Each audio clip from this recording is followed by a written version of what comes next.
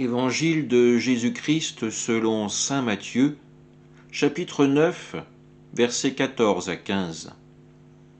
En ce temps-là, les disciples de Jean le Baptiste s'approchèrent de Jésus en disant : « Pourquoi, alors que nous et les pharisiens nous jeûnons, tes disciples ne jeûnent-ils pas ?»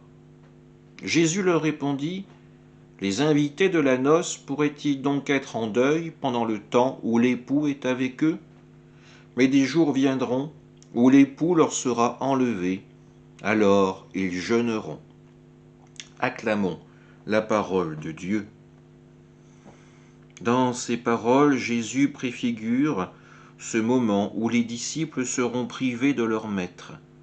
La joie de sa présence terrestre leur sera enlevée, mais une autre joie prendra place, celle de l'avoir vu ressusciter, de l'avoir vu vivre son ascension, de le savoir présent auprès d'eux chaque jour et d'avoir reçu la force de l'Esprit Saint. Nous sommes quelques jours après le mercredi des Cendres. Nous avons été invités à vivre une journée de jeûne pour ressentir en nous la faim, non pas simplement cette faim humaine, corporelle, mais aussi cette faim de la foi, pour avoir envie d'accueillir encore plus dans notre vie la présence du Christ. 40 jours nous sont donnés pour nous préparer à la grande fête de Pâques. 40 jours pour avoir véritablement faim de la parole de Dieu et des sacrements que l'Église peut nous offrir.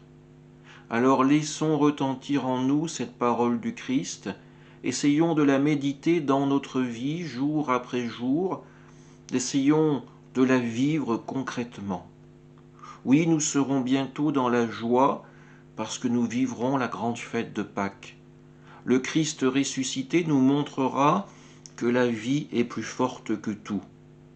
Préparons-nous consciencieusement, avec détermination, à vivre cette rencontre avec le Christ et à le laisser nous rassasier de l'amour et de la miséricorde du Père. Amen.